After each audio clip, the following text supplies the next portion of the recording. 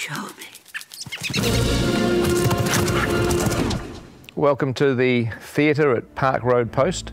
This is our post-production facility in Wellington, and this is where we're spending a huge amount of time at the moment, just working on getting The Hobbit finished. It's due to be completed literally 2 days before the premiere, hopefully. So we'll give you a look at where we're at with post-production. You're going to see a lot of sleep-deprived people in this blog. Everyone's working around the clock to get the film finished. So everything begins at editorial. So here's the bunker, editorial. I am Dan Best. I'm the first assistant editor on The Hobbit. So next door to us is the cutting room. Jabez and Peter are in there busy cutting film 2 at the moment. We were shooting this with 150 people on the set, and then here we are sitting here, and it just comes down to Jabez and I, 2 of us. The last 2 men standing get to edit the movie. So it's quite a relaxing and enjoyable process. And while you're putting that together, I'm going to make another cup of tea. When Jabez has something very simple to do that doesn't need me around, I get the cups and go make a cup of tea and come back and it's all done. Very good. Hey, welcome to Previs. Come on in. Christian's just down this way.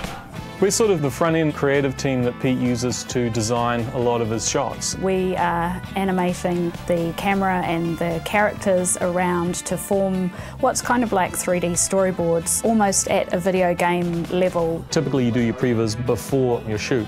Obviously they finished principal photography and we're still prevising a few shots.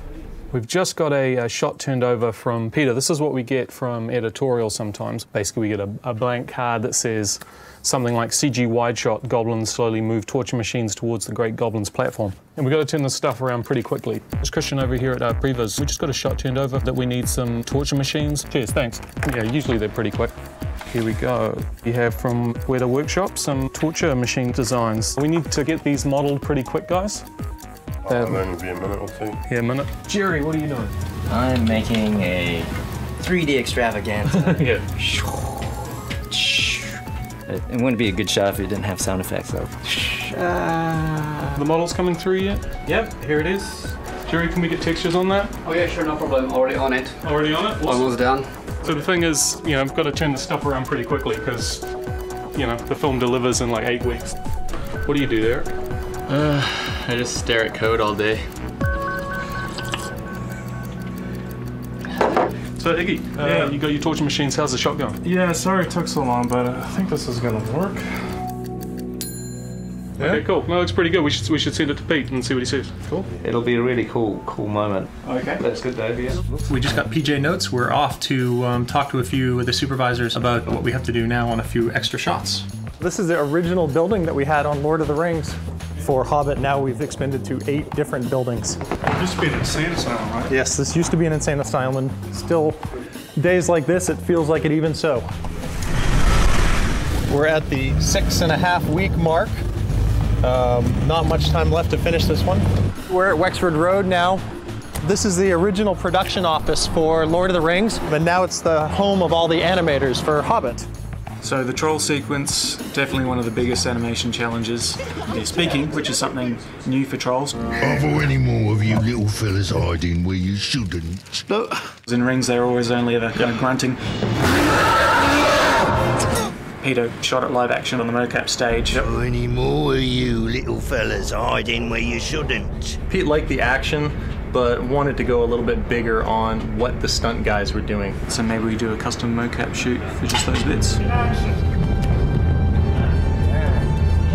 That felt good. I'm happy with that. Okay, should we move on? We've advanced the art of motion capture quite substantially on The Hobbit, including the detail of motion capturing individual hairs of dwarfs' beards. Come on in. Welcome to the Department of Internal Beard Hairs. We're going to tell you a little bit about what we do here. Kev, can we get you to paint, please?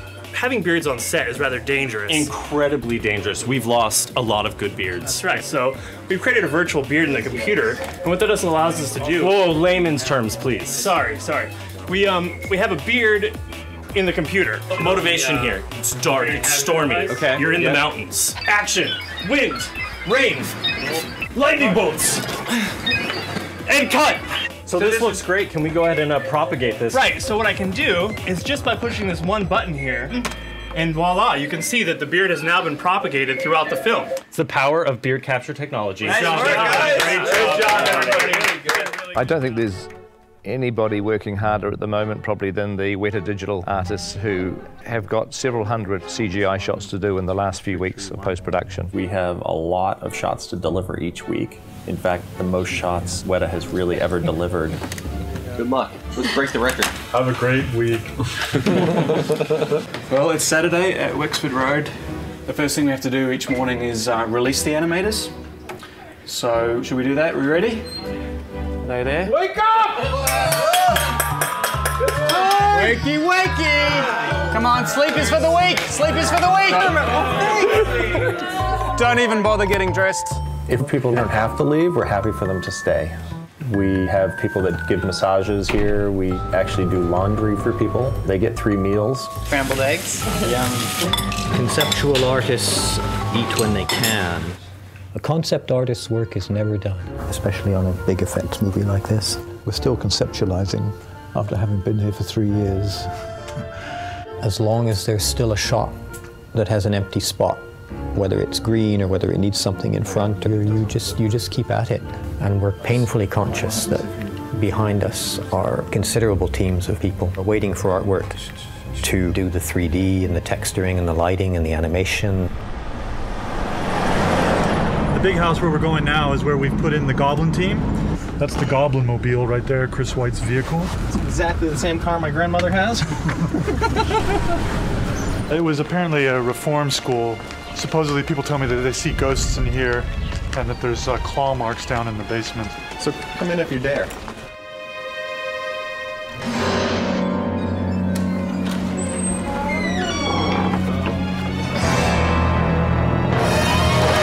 So what Peter was looking for was to create this whole world underground. So we're creating this goblin town with all these different structures and light and walkways and fires. And so this is some of the work in progress. A lot of what we're doing on this guy is beauty lighting, because we got to really highlight all of his warts and all that good stuff. He's quite hideous, but he has to look beautiful at the same time. Here at Park Road Post-Production, just down the corridor, we've got Andrew Lesney, our DP, doing the colour timing of the film. Hi, welcome to the DI. Yesterday we made chicken laksa, and today we're going to cook up a pad thai. DI is short for digital intermediate. This is part of a process which is called the colour grading. It is like Photoshop for motion pictures. This is the exterior of Bag End. We filmed this shot in Matamata. We didn't have the most ideal weather on the day, but the landscape is still very beautiful, so we actually are just working the original material on this one. Essentially what we do is we start with the raw plate, and then we're building up basically a layered grade, and the result is what you see there. We also have these dueling lasers, so we can do this. This bit of grass right there, distinct from this bit over here. We've got these lights up for the blog, but traditionally we work in a much darker environment, and we actually work in an environment that's, in fact, even darker than this, but mimics a cinema.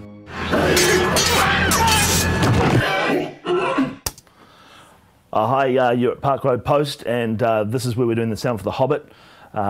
Let's go and have a look.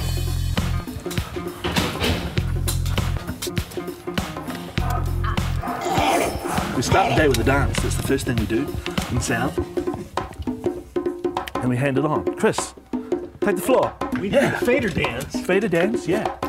You can see Dave's cut 16 layers of sounds for this goblin. And he's done such a cool job that see what else I can do to it, which is fun and challenging. I think a lot of people don't understand about how a film gets made, and that how many people it actually takes to piece a soundtrack together. We have dialogue, we have music, and in sound effects alone, we break into several categories. Standard sound effects, swords, body falls, doors, things like that. We have ambiences, which is like some wind. We have some crowd sounds, things like that. What we're doing here today is just put out little friends and family and all the other departments call to come down and be panicked villagers for Dale, for when it gets desolated by smog. That's how we rock it in Soundpost here. Fun. And here, Matt's cutting the crowds and all that sort of stuff. We're on our way. Feels like a scene from The Shining down this hallway. I really wish I had a tricycle. Foley. Oh, they've got the best sounding door. Foley's a specific part of the soundtrack which relates to humans. Anything associated with what they touch and how they move is recorded by these guys. You get to bash stuff, break stuff, drag it, stretch it, bend it. What makes a great Foley track is often the interpretation of the sound rather than the literal sound itself. Goblin claws. It's just banjo picks. It makes it very awkward when you go to the toilet in the middle too.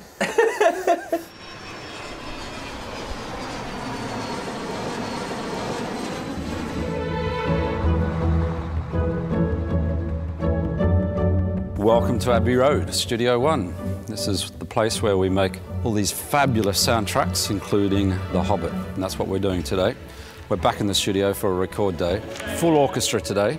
There'll be 93 people in the various sections.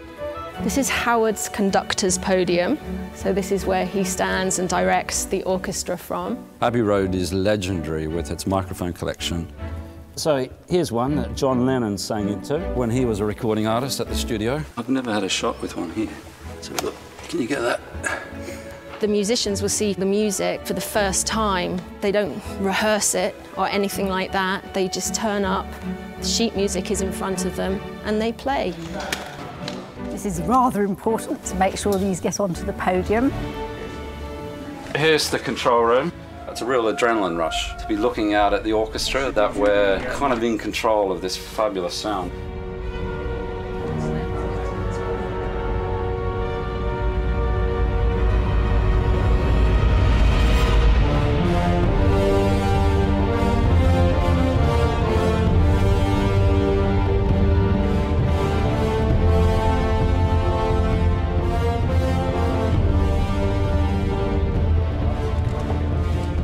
Great, we're happy with that. Let's take a break.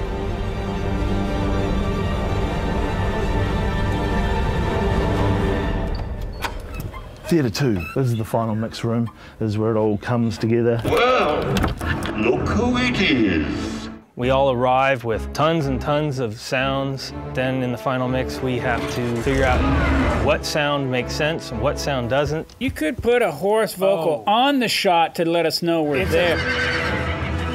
But at the end of the day, hopefully we've got clarity and we are telling the story. And I have to say, it's really fun. Got another 3 weeks and then and another couple films. So the journey's long from over. It's just really starting. So that's what's happening at the moment. The premiere is very, very close. But fortunately, people are staying calm. They're staying incredibly disciplined, focusing on their work. We are blessed to have such a sane, sensible team.